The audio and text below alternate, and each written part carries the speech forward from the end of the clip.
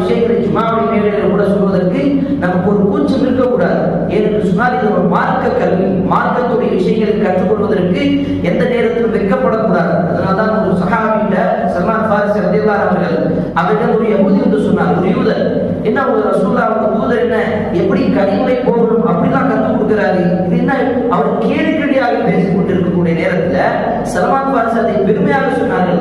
எங்களுடைய தூதர் எங்களுக்கு தந்தை போல, அவர் எங்களுக்கு எப்படி கனிவரை கழிக்க வேண்டும், எப்படி இருக்க வேண்டும், எல்லா விஷயங்களும் எங்களுக்கு கற்றுக் கொடுத்திருக்கிறார். அவர் பெருமையாக சொன்னார். விஷயம் அதுதான்.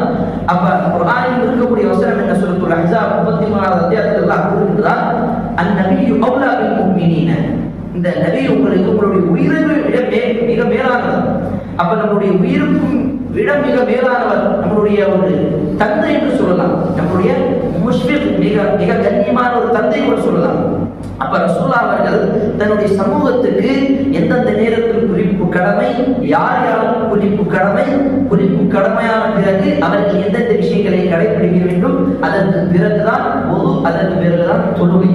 அப்ப இவர்கள் கொடுக்கக்கூடிய தொழுகையாகி முஸ்லிம்களுக்கு இந்த விஷயத்தை கவனமாக கேட்டுக்கொள்ள வேண்டும்.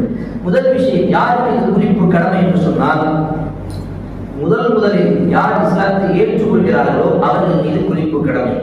இஸ்லாத்தை ஏற்றுக்கொண்டால் முழுமையாக மனதோடு வாயால சாட்சி சொல்லி ஒருவர் கலிமா படிக்கிறார், சாட்சி சொல்கிறார், அஷ்ஹது அல்லா இலாஹ இல்லல்லாஹ், அல்லாஹ்வை தவிர வணக்கத்துக்கு உண்மையான இறைவன் வேறு யாரும் கிடையாது என்று சொல்கிறார்களோ அவர் மீது தொழுகை, அவர் மீது குறிப்பு கடமை. முதல் குளிப்பு அவர்கள் மீது, அது ஆணாக இருந்தாலும் பெண்ணாக இருந்தாலும் அவர்கள் மீது குளிப்பு கடமை. ஏனென்று சொன்னால் அதற்கு முன்னாடி அவர் இருக்கக்கூடிய மதத்திலோ அவர் இருக்கக்கூடிய கலாச்சாரத்திலோ நிறைய விஷயங்கள் அசிங்கத்தில், நிறைய விஷயங்கள் அசுத்தத்தில் செய்திருக்கலாம். அப்ப அதையெல்லாம் அகற்ற வேண்டும் என்று சொன்னால் அவர் மீது முதலில் குளிப்பு கடமை.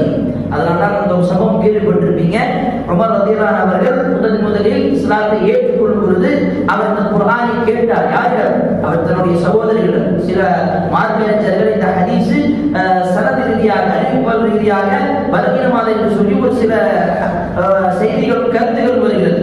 ஆனால் அந்த செய்திகள் என்ன அப்படின்னு சொன்னா, உமர் ரலியல்லாஹு அவர்கள் அந்த குர்ஆனை கேட்டவுடன் சூரத்துத் தாஹா 20வது அத்தியாயம் அந்த நேரத்தில் ஓதப்படுகிறது. உமர் ரலியல்லாஹு அவர்கள் முஹம்மது ரசூலுல்லாஹ் அவர்களை கொலை செய்ய வேண்டும் என்ற அந்த நோக்கத்துக்காக போகும்போது ஒரு சஹாபி தடுத்து நிறுத்தி சொன்னார்கள், உங்களுடைய சகோதரர்களுடைய வீட்டில் இருக்கக்கூடிய நபர் இஸ்லாத்தை ஏற்றுக்கொண்டிருக்கிறார், நீங்க ஃபர்ஸ்ட் அதை திருத்துங்க, அதை போய் பாருங்க அப்படின்னு வந்த உடனே உமர் ரலியல்லாஹு அவர்கள் தன்னுடைய சகோதரருடைய வீட்டுக்கு போறாங்க. ஃபாத்திமா ரலியல்லாஹு அன்ஹா தன்னுடைய வீட்டுக்கு, தன்னுடைய சகோதரருடைய வீட்டுக்கு போய் பார்க்கும் பொழுது உள்ளார்ந்து ஒரு சத்தம் வருது. சூரத்துத் தாஹாவுடைய வசனம் ஓதுகிறது, தாஹா